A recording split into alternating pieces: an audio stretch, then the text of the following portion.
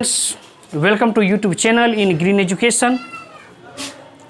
आज मैं आप लोगों को जो है ये देखिए रेनबो पार्ट टू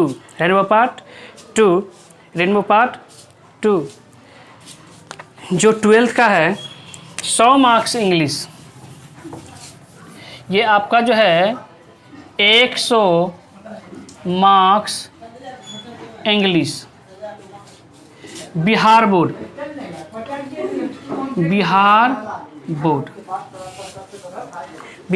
जो स्टूडेंट 2022 में परीक्षा देने वाले हैं इसके लिए वेरी इंपॉर्टेंट है।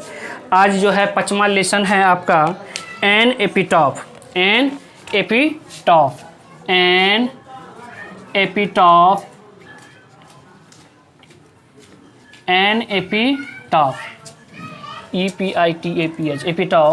जिसे लिखने वाले हैं वाल्टर डेला मेयर। तो सबसे पहले स्टार्टिंग करने से पहले जो है आप यदि इस चैनल पे नए हैं तो उसे सब्सक्राइब कीजिए, शेयर कीजिए और लाइक कीजिए ताकि आगे आने वाले वीडियो जो है आपका नोटिफिकेशन जो है आपको चल जाए। हेलो बच्चों, तो ये है रेनबो का क्लास 12th का जो है बीटीसी का बुक है। इसका जो है पाँचवा चैप्टर जो है पोइट्री सेक्शन में जो है 5वां चैप्टर है एन एपिटाफ। 5वां चैप्टर क्या है? N epitaph. 5वां चैप्टर क्या है? एन एपिटाफ, जिसे लिखे हैं वाल्टर डेला मेयर। जिसे लिखने वाले कौन राइटर हैं? Walter de la Mare. N epitaph जिसे कौन लिखे हैं? Walter de la mayor. ठीक है, अब थोड़ा जो है ऑथर के बारे में जान लेते हैं। थोड़ा ऑथर के बारे में जान लेते हैं। तो इसका ऑथर जो है अबाउट ऑथर, तो सबसे पहले हमें ये जानना है कि वाल्टर डेला मेयर का जो जन्म जो है, बॉर्न माने होता है जन्म जो है in the village Charlton in Kent England में जो है एक चार्टन जो है एक इंग्लैंड का जो है एक शहर है जहाँ पे जो है उसका जो है जन्म हुआ था। ठीक है, इसके बाद सर ये जो है born in the village Charlton in Kent England के जो है एक छोटे से गांव जो होते हैं वहाँ के वे थे, जन्म हुआ था वहाँ। Born in 1873 and died in 1956। उनका जो जन्म जो है 1873 में हुआ था और मरण जो है 1956 में हुआ था। ठीक है, इसके बाद he was a poet of children. वह जो है बच्चों का कवि थे। ठीक है, वे ज़्यादातर जो है बच्चों के बारे में ज़्यादा लिखते थे। ठीक है, एन एपिटॉफ जी। इसके बाद he wrote many poem and novel. उन्होंने जो है बहुत सारे पोएम लिखे हैं, नोवेल्स लिखे हैं। ठीक, Walter de la Mare is known for children. वे जो है वाल्टर डेला मेयर जो है बच्चों के लिए ज़्यादा जाने जाते थे, क्योंकि वो बच्चे के बारे में जो है बहुत लिखते थे। ज़्यादातर वो बच्चे के बारे में ही लिखते थे। तो आज इसका समरी हम पढ़ने वाले हैं। Summary of the lesson.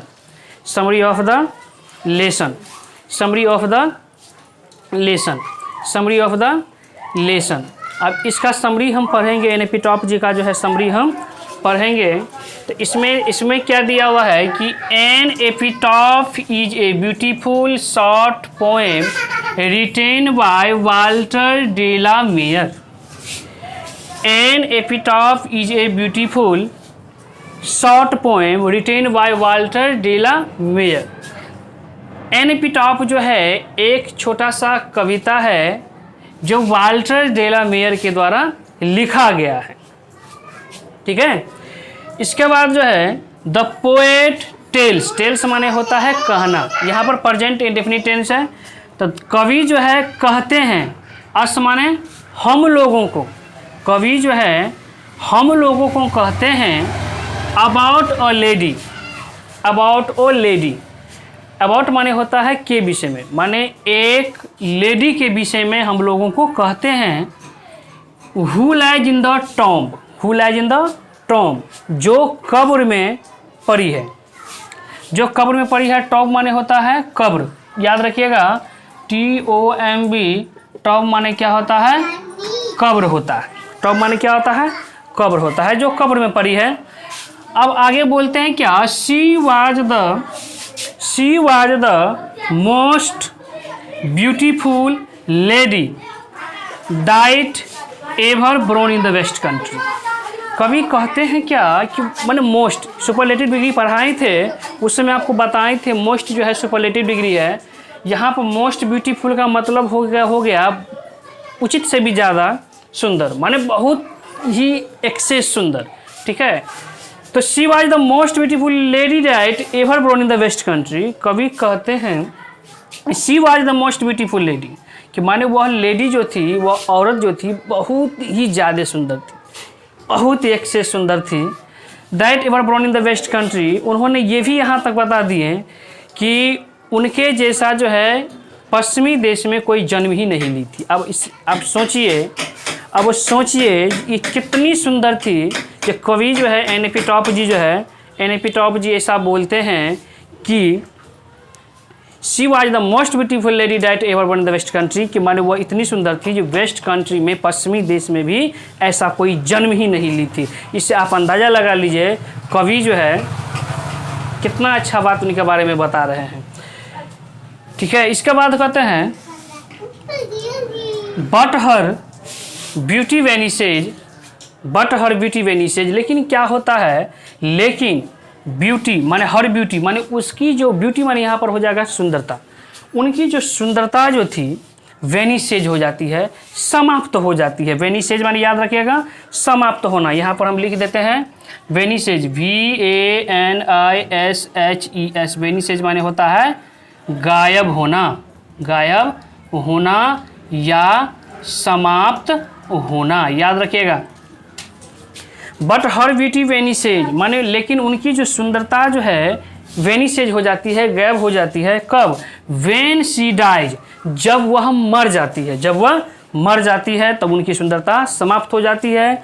The poet loved, देखिए यहाँ पे V2 है, past indefinite tense. The poet loved, कवि जो है प्यार करता था, हर माने उसे, वेरी मच माने बहुत अधिक, कवि जो है उसे बहुत ही ज़्यादा प्यार करता था। सो माने इसीलिए she was weeping bitterly to know, इसीलिए कवि जो है शी वाज वीपिंग, कवि रो रहा है। वीपिंग माने होता है रोना, वीपिंग माने क्या होता है, रोना। अब बिटरली का मतलब होता है फूट फूट कर, याद रखिएगा बिटरली लिख देते हैं यहाँ पे BITTERLY, बिटरली माने होता है फूट फूट कर, ठीक है। तो कवि जो है रो रहा था, ठीक है, bitterly to know about her death. कवि जो है यहाँ ध्यान दीजिएगा, weeping bitterly to know about her death, कवि जो है फूट फूट कर रो रहा था, टू नो जानकर, अबाउट हर डेथ, उसकी मृत्यु के बारे में जानकर, इसकी मृत्यु की खबर जानकर जो है कवि क्या होता है, फूट फूट कर रो रहा था, ठीक है। इसके बाद आगे देखिए लिखा है कि ही बिगेन टू रिमेंबर का मतलब होता है याद करना, REMEMBER, रिमेंबर माने क्या होता है, याद करना।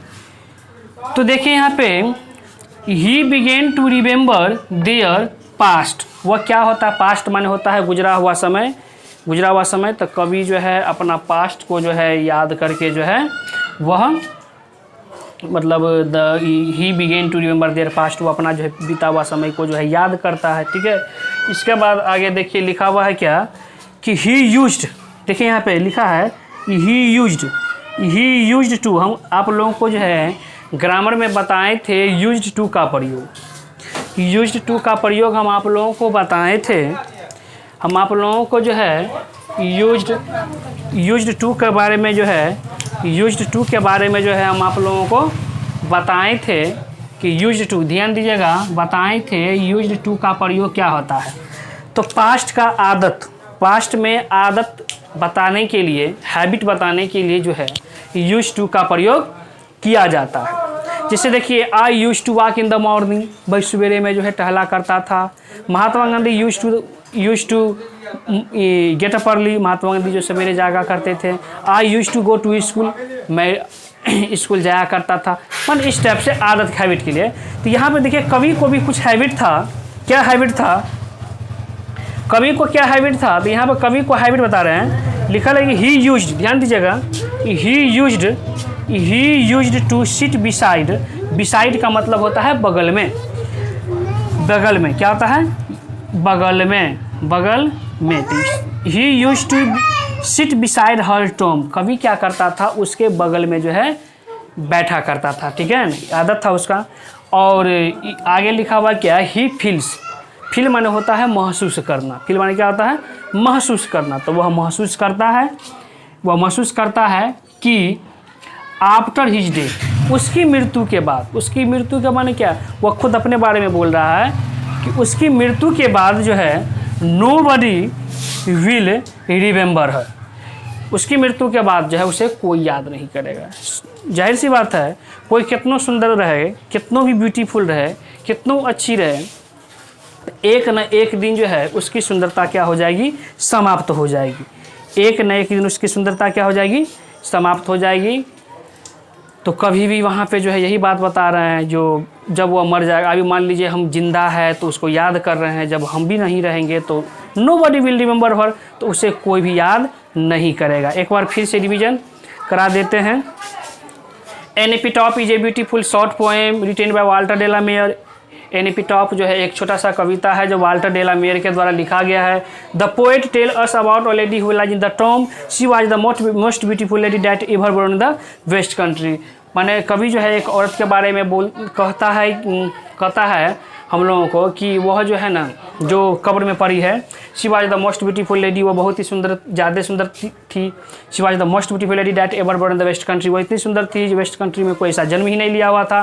बट हर ब्यूटी वैनिसेज, उनकी सुंदरता गायब हो जाती है। व्हेन शी डाइज, जब वो मर जाती है। The poet loved her very much, कवि उसे बहुत ही ज़्यादा प्रेम करता था। So he was weeping bitterly to know about her death, उसकी मृत्यु की खबर जानकर जो है कवि जो है बहुत ही फुट कर रो रहा था। He began to remember their past, वो अपना अतीत का जो है स्मरण कर रहा था, ठीक। He used to sit beside her tomb, वो जो है उसके कब्र पे जाके जो है बैठा करता था। He feels that after his death nobody will remember her. Thank you.